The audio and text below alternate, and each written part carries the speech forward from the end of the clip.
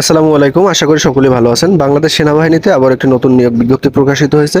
তো আজকে আমরা এই বিজ্ঞপ্তিটি সম্পর্কে বিস্তারিত আলোচনা করব এবং কিভাবে আপনারা আবেদন করবেন, কত তারিখের মধ্যে আপনাদের আবেদনপত্র জমা দিতে হবে, সবকিছু নিয়ে থাকছে আজকের ভিডিওটি। সম্পূর্ণ ভিডিওটি মনোযোগ সহকারে দেখবেন, আশা করি তাহলে সবকিছু বুঝতে পারবেন। তো চলুন কথা না বাড়িয়ে মূল ভিডিওতে চলে যাই। আপনাদের যাদের আয়কর, গোয়েন্দা এবং তদন্ত ইউনিট, পুলিশ স্পেশাল ব্রাঞ্চ এবং চট্টগ্রাম ক্যান্টনমেন্ট বোর্ড সহ যে কোনো বাহিনীর লিখিত এবং ভাইভা পরীক্ষার চূড়ান্ত সাজেশনের প্রয়োজন হয়, সেক্ষেত্রে আপনারা চাইলে স্ক্রিনে দেওয়া হোয়াটসঅ্যাপ নম্বরে আমার সাথে যোগাযোগ করতে পারেন। লিখিত পরীক্ষার সাজেশনের পিডিএফ কপির মূল্য 50 টাকা এবং ভাইভা পরীক্ষার সাজেশনের পিডিএফ কপির মূল্য 50 টাকা। তো আপনাদের যাদের প্রয়োজন বিকাশ, নগদ অথবা রকেটে সেন্ড মানি করে সাজেশনের পিডিএফ কপিটি হোয়াটসঅ্যাপের মাধ্যমে সংগ্রহ করতে পারেন।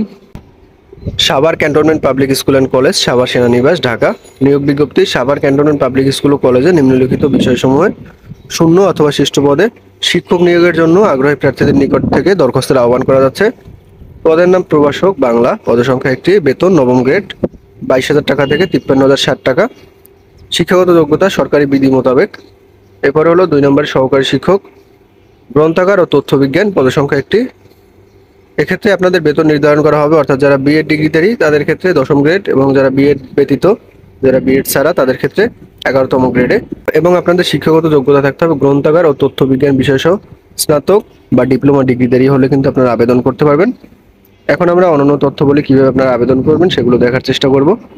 পাসপোর্ট সাইজের 2 কপি ছবি, শিক্ষাগত যোগ্যতার সকল সনদের সত্যায়িত ফটোকপি, মোবাইল নাম্বার সহ আবেদনপত্র অধ্যক্ষ বরাবর 10 জুন 2024 তারিখের মধ্যে পৌঁছাতে হবে।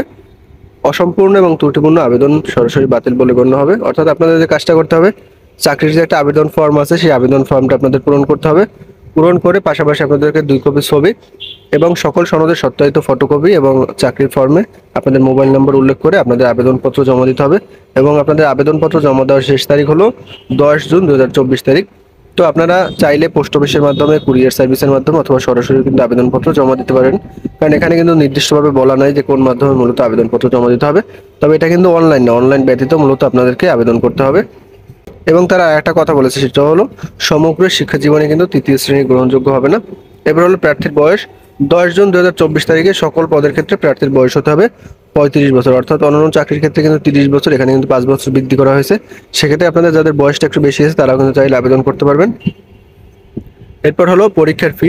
অধ্যক্ষ Savar cantonment public school and college বরাবর সোনালী ব্যাংক, সাভার ক্যান্টনমেন্ট শাখার ক্রমিক 1 নং পদের ক্ষেত্রে 600 টাকা, 2 নং পদের ক্ষেত্রে 300 টাকা, অর্থাৎ যারা 11তম গ্রেড তাদের ক্ষেত্রে, এবং যারা 10ম গ্রেড তাদের ক্ষেত্রে 500 টাকা ব্যাংক ড্রাফট অথবা পে অর্ডার করতে হবে। এবং এটা কিন্তু সোনালী ব্যাংকের মাধ্যমে করতে হবে।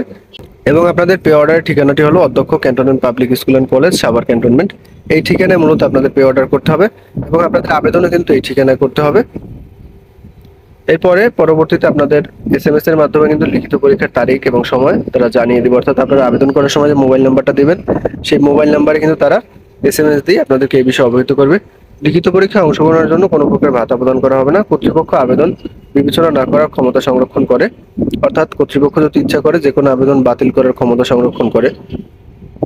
তো আশা করি আপনারা বুঝতে পারছেন। আপনারা 10 জুন 2024 তারিখের মধ্যে আবেদনপত্রটি পোস্ট অফিস, কুরিয়ার সার্ভিস অথবা সরাসরি তাদের অফিসে জমা দিতে পারবেন। এবং আবেদনপত্রের সাথে তারা যে সকল কাগজপত্রের কথা বলছে এগুলো আপনারা সংযুক্ত করে তারপর তাদের ঠিকানা প্রেরণ করবেন। আবেদন সংক্রান্ত অন্য যে কোনো প্রকার প্রশ্ন থাকলে কমেন্টের মাধ্যমে জানাতে পারেন অথবা সরাসরি হোয়াটসঅ্যাপের মাধ্যমে আমার সাথে যোগাযোগ করতে পারেন। ধন্যবাদ সকলকে।